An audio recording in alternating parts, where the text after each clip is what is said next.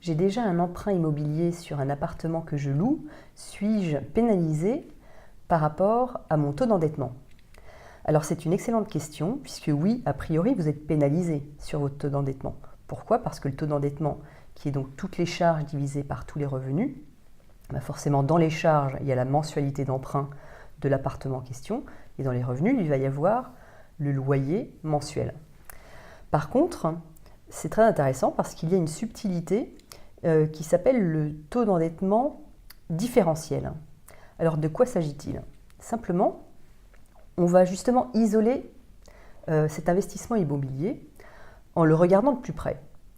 Et donc, on va regarder spécifiquement les charges foncières de cet investissement donc, et les revenus fonciers.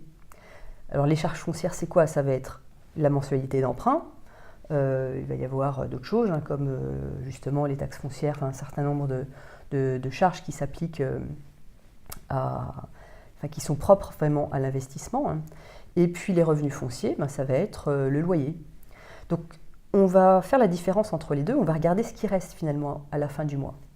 Donc si vous avez beaucoup de charges et peu de loyer, ça va être un chiffre ça va être un poids pour vous.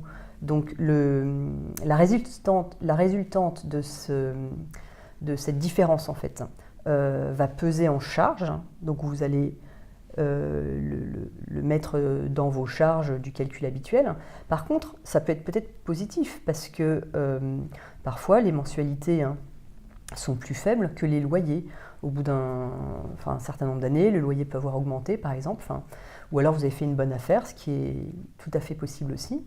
Vous pouvez avoir un cash flow positif. Donc ce cash flow, c'est la différence entre les loyers que vous encaissez et vos charges mensuelles liées à ce bien locatif.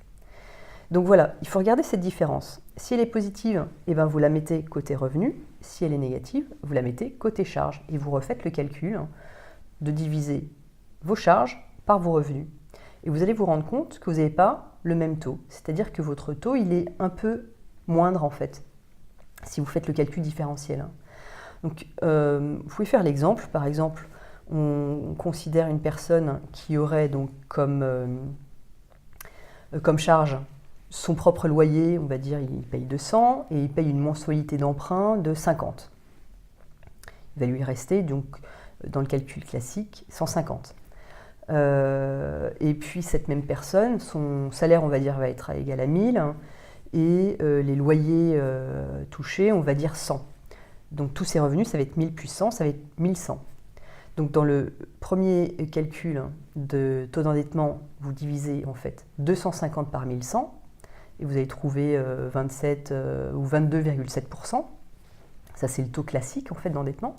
Par contre, si vous faites le taux différentiel, à ce moment-là, je vous ai dit que vous aviez dans cet exemple 50 de mensualité d'emprunt pour un loyer de 100.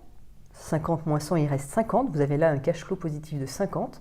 Vous le mettez avec vos revenus et donc vous faites le calcul d'endettement qui sera de 200, le loyer que vous payez, divisé par 1000 plus 50, le cash flow positif.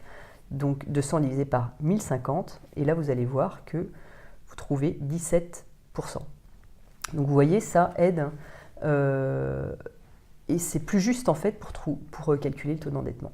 Voilà, bon, je vous invite à refaire le calcul à tête reposée et à en faire d'autres éventuellement. Si vous voulez me solliciter, n'hésitez pas à utiliser les commentaires en dessous de cette vidéo et je me ferai un plaisir de répondre à vos questions. Je vous dis au revoir.